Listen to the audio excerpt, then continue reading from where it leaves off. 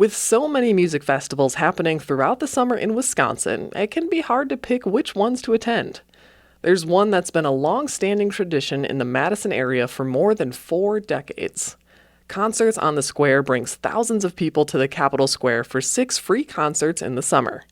The area around the Capitol becomes a patchwork of picnic blankets as people gather to enjoy food, friends, and an array of music.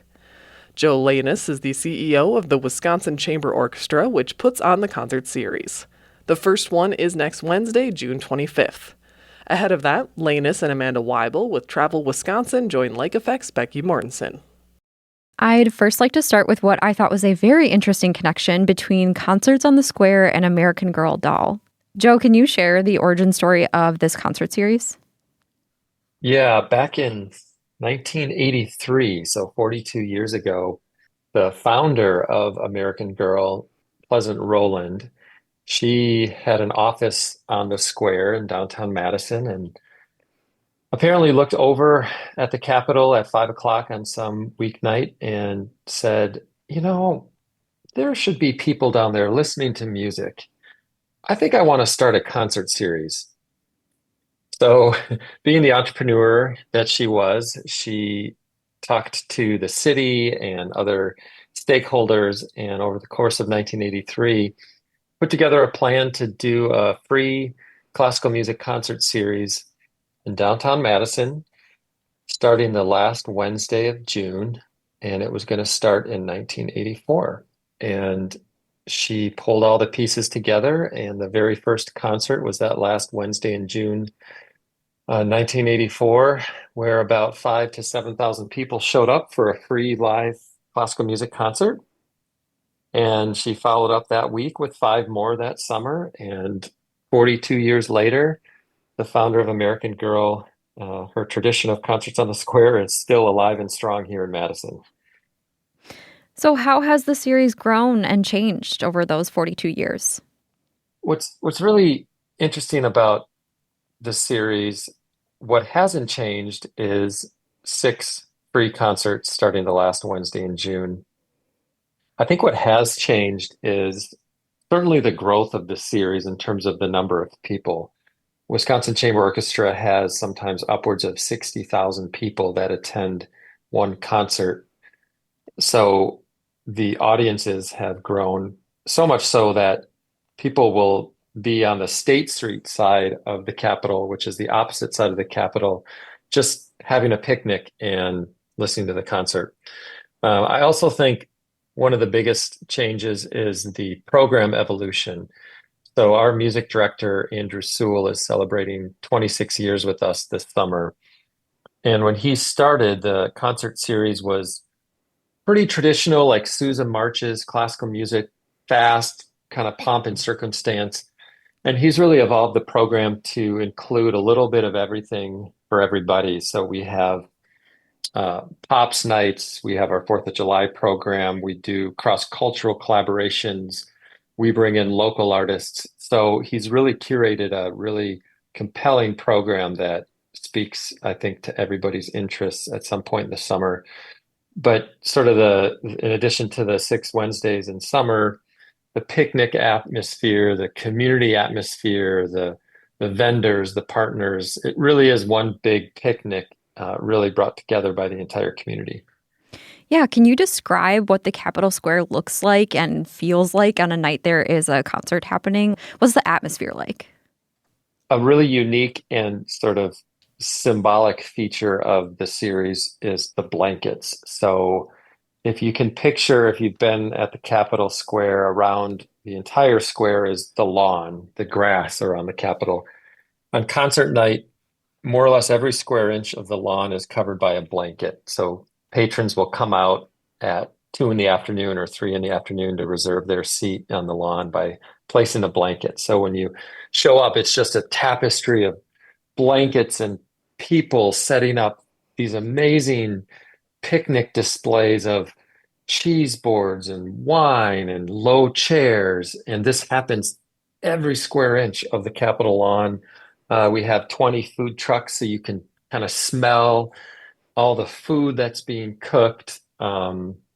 before the concert starts, there's like a vibe of anticipation. So there's some background music playing in the speakers, and you can just feel the energy slowly build 6 o'clock, 6:15. And then when the concert starts and we introduce the show, everybody just goes nuts because I think as of now, 42 years in, there's three generations sometimes on the blankets that have attended concerts on the square. So it really has become a part of the fabric of Madison and what it makes it so great to live here. So there's nothing quite like it. It's a free concert and there's 50,000 people just seeing old friends and seeing family and just enjoying a great night of music. And you mentioned the change in some of the programming and the music as the years have gone on. What are some things that people hear in the series this summer? We kick off the concert with one of our pops nights, a Motown, so a female group out of Las Vegas called Radiance. They're going to come out and give us a night of Motown, which we opened in 2022, and it was extraordinarily successful. And then the second concert is our traditional Fourth of July fireworks, where we play the 1812 overture with the booms, and we have the Armed Forces salute, recognizing our servicemen and women that served our country. That night, too, we have two young artist concerto competition winners, some very talented high schoolers around the state that compete each year for a shot to perform. And then on July 9th, our third concert, we feature a Metropolitan Opera singer, Angela Brown, singing some known works and some spirituals. That will be a really incredible sound to hear on the concert series. Also, that night on July 9th, we're launching or releasing an album that we produced last October called Convergence. So we'll give an homage to some of the composers on that.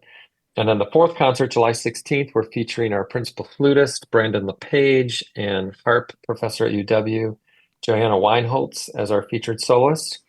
Then the fifth concert, July 23rd, is another Pops night. It's going to be Dark Side of the Moon, one of Pink Floyd's most iconic albums. And interestingly enough, when they toured with Dark Side of the Moon back in 1973, the first stop on that tour was in Madison, Wisconsin. So that'll be a really exciting night for the community. And then we close with Sylva Zhang on piano playing a Prokofiev piano concerto, which is featured in the movie Fantasia. So it's more of a classics program, but there'll be some familiar music. So again, something for everybody. And our music director always kind of curates the arc of the season to give a little bit of flavor each and every week. So it was Pleasant Roland's goal to bring people and revenue to downtown. So what kind of success have you seen with this concert series? Yeah, well, since inception, 1984, we estimate that over 6 million people have come to downtown to experience concerts on the square, which for a community our size is pretty extraordinary. And annually, we estimate between 200 and 250,000 people come downtown for those six concerts. From a revenue standpoint or economic development standpoint, we did a study with UW Whitewater back in 2023 just to see what the economic impact is on this series. And it's estimated that we generate over $16 million to the local economy over those 6 weeks and those six nights from the concert series. Our cost for the Wisconsin Chamber Orchestra is $1.1 million to present the concerts. And from a revenue standpoint, we bring in just about $800,000, which is predominantly corporate sponsorships, table sales, and concessions. So, Amanda, I'll turn to you now. Summer is a great time to go to Madison. So, if people are in town for a concert and want to check out some of the other things that Madison has to offer, what would you recommend they do on a summertime visit? Well, there is so much to do, Becky. First of all, I would definitely recommend you lay down your blanket, you reserve your spot on the Capitol Square for the concert. But once you have your blanket down, it's a great time to go explore some shopping downtown before the concert kicks off. You're right there on the iconic State Street that leads from the Capitol Square all the way to the University of Wisconsin campus, and it's lined with diverse local retail and restaurants. So that's a great place to check out. You'll want to stop into Fromagination too. That's right on the Capitol Square. And that's a European style cut to order cheese shop that showcases award-winning Wisconsin artisan cheese. So maybe you'll want to get some local snacks to take back for your picnic while you're enjoying the concert. But I also really recommend that you get out on the water. So Madison is built on an isthmus, and that's a narrow strip of land with water on either side. So there are some really great opportunities to enjoy lakes right downtown. Madison Boats has four different locations where you can rent out kayaks, stand-up paddle boards. They also have fishing and pontoon boats to get out and enjoy Lake Wingra, Lake Mendota, and Lake Monona. And Madison is also known for being one of the most bikeable cities in the country. It's a platinum level bicycle friendly community and home to more than 200 miles of scenic biking and hiking trails. So you can rent an e-bike from Madison B Cycle. They have a number of different stations downtown. And a really popular route is the Lake Monona Loop. It's a fully paved 13-mile loop that offers some unbeatable views of Lake Monona and the Madison skyline. And Madison also offers a variety of free museums and tours. So, what can you tell me about those?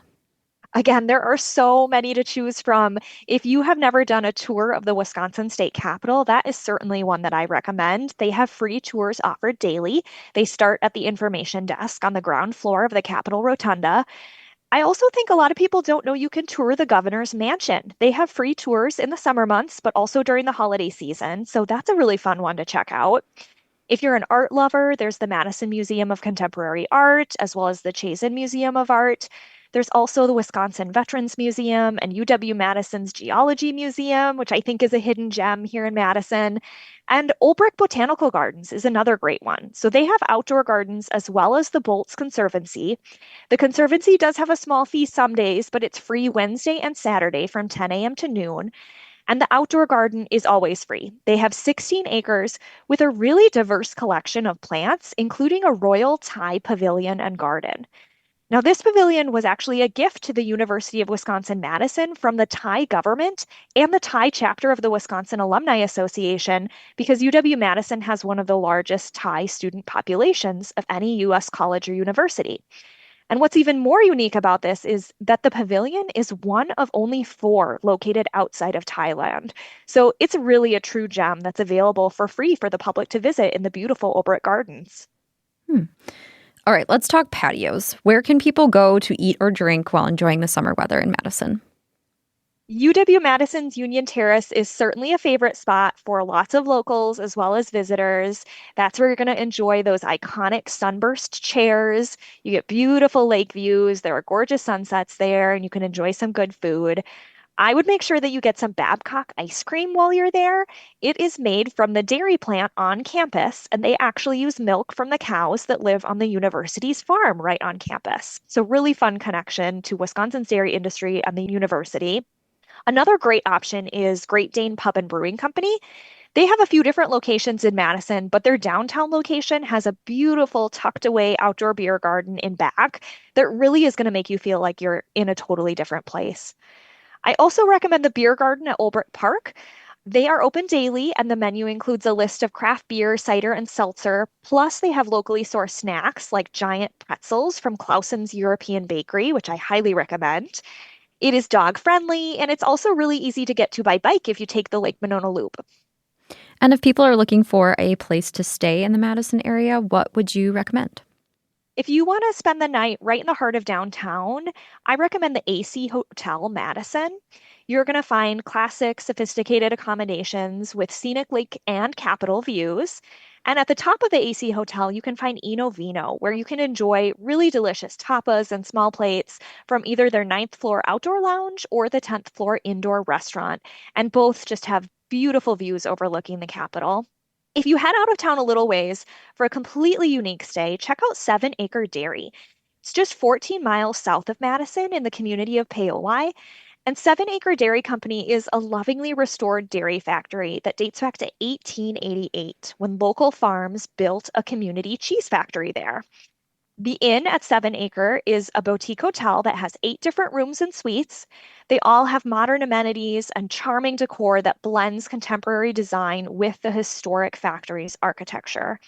And in addition to the boutique hotel, 7 Acre features a restaurant and bar. They have a casual cafe, they have event and meeting space, and a micro dairy plant that produces butter and soft serve ice cream that you can enjoy at the cafe. It's all set on 7 acres of restored oak savanna. That's where it gets the name. and it's next to the beautiful meandering Sugar River. So really beautiful location, but really convenient to still enjoy a lot of activities right in Madison. There are a lot of outdoor music concerts and festivals to choose from in the summer. So, for both of you, why would you recommend that people make the concerts on the square a priority? What sets it apart?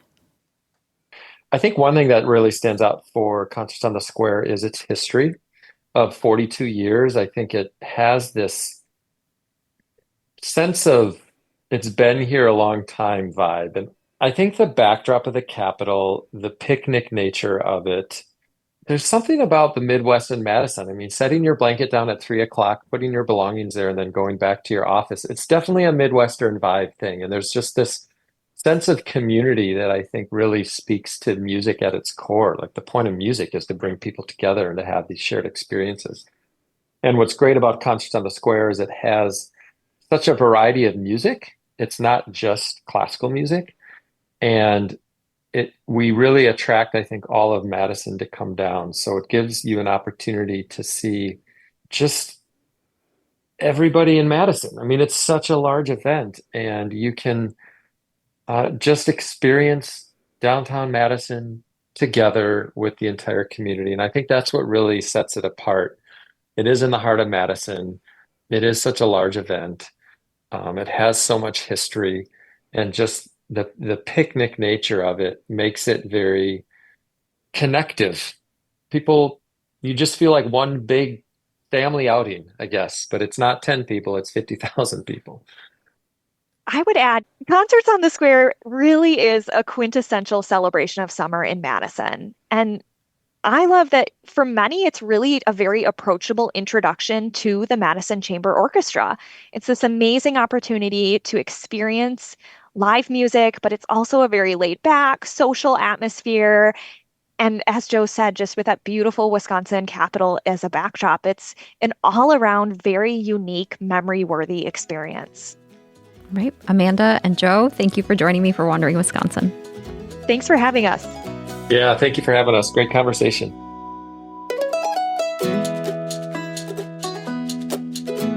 Amanda Weibel is the Communications Officer for Travel Wisconsin. Joe Lanus is the CEO of the Wisconsin Chamber Orchestra. They both joined Lake Effect's Becky Mortensen for our regular series, Wandering Wisconsin. You can find more information about Concerts on the Square, including a scheduled performers, at wuwm.com.